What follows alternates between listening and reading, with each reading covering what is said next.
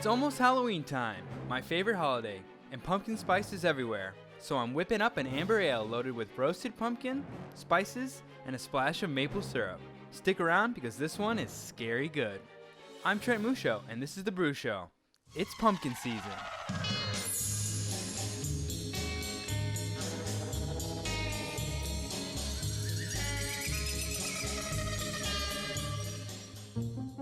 Pumpkin beers are one of the most polarizing beers out there. You either love them or you hate them. And while there are a lot of bad commercial options, there's nothing like making one yourself. Making your own pumpkin beer allows you to adjust the parts you like. If you love actual pumpkin flavor, then just use more pumpkin. If you hate pumpkin spice, then use less. And through my own tweaking, I found a recipe that hits that perfect balance of spice and maltiness with the pumpkin punch. Before we get started, please take a second to subscribe so you can learn more about how to brew your own beer at home. Now, let's brew. For this recipe, we're making a 5-gallon batch using the brew in a bag method. As always, I'll have the recipe and the products I use in the description box. I start by heating up 6.75 gallons of water to 161 degrees. For this pumpkin beer, I'm using 3 pounds of canned pumpkin. Make sure that you use organic and 100% pure pumpkin. To take this pumpkin to the next level, I'm going to spread the pumpkin out on a sheet pan and broil it for 15 minutes. This will caramelize some of the sugars that are in the pumpkin and bring out a roasty pumpkin flavor. Then once the water is heated up, I add some water adjustments, and for that I'm going for a balanced amber ale profile. This is just an optional step, but I recommend it because it helps improve the flavor of your beer. Next I add the grain bag, and then the grains.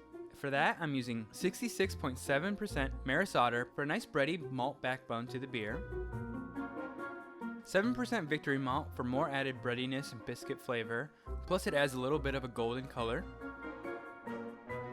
Then to push the color even more into the amber ale range, I use 3.5% Crystal Malt 60 Lovibond. Lovibond is the color indicator for the malt, but I'm just using a little bit here so we can get towards the amber ale range.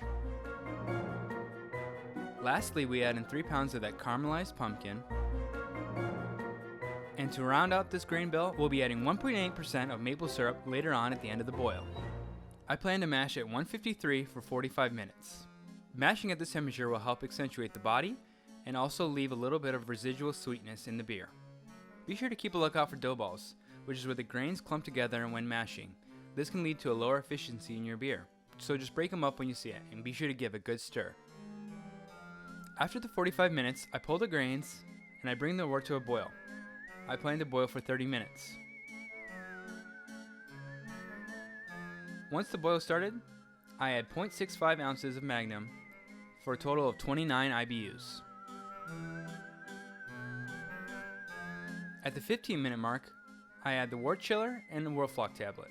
The wort chiller will help cool down the beer when the boil is over, and our Whirlfloc tablet will help with clarity in our final beer.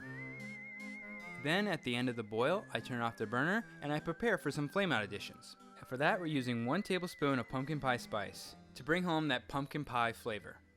1 tablespoon is a pretty small amount for this batch of beer, and hopefully it won't add too much of that overwhelming spice character that you might see in a lot of pumpkin beers.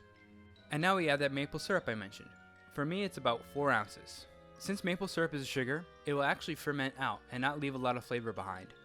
But I'm hoping by adding it at the Flameout, we at least get a touch of flavor from it.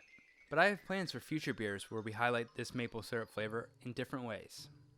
Once I've added these ingredients, I turn on the wort chiller and chill down to 65 degrees, and then transfer into a fermenter. And while it's transferring over, I took an original gravity reading and got 1.050. For yeast, I'm going with SafAle SO4 English Ale yeast. I like this yeast because it has a fairly clean profile and won't get in the way of the pumpkin and spices we've added. Now I just set the fermenter in a cool dark place for about a week. And after 7 days of total fermentation, I take a final gravity reading and get 1.013, meaning this beer comes in at 4.9%.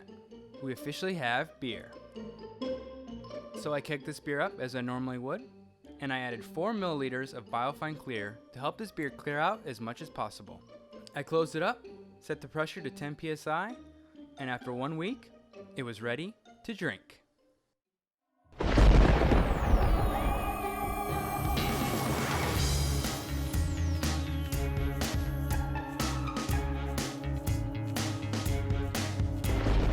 Victory Malt and the Maris Otter malts really give this a nice malty backbone and bread-like aroma. And the pumpkin spice on the nose comes through just gently. But wow, from mashing it at high temperature, we get such a creamy and velvety mouthfeel. Pumpkins have a great earthy, sweet flavor, similar to many other types of winter squash. And I get that slight pumpkin flavor coming through without it being overly sweet. The pumpkin pie spice shines through at the end, giving it a warming sensation. That iconic blend of nutmeg, cinnamon, allspice, and ginger offer a spicy taste of sweetness and woodiness. It's very lightly spiced and easy to drink, which I personally enjoy. A glass of pumpkin beer, some popcorn, and a scary movie, that's what I call a perfect cozy fall night. Get into the spooky spirit and give this recipe a try. And if you do, let me know. If you enjoyed this video, be sure to hit the like button and subscribe. And while you're here, check out some of my other videos.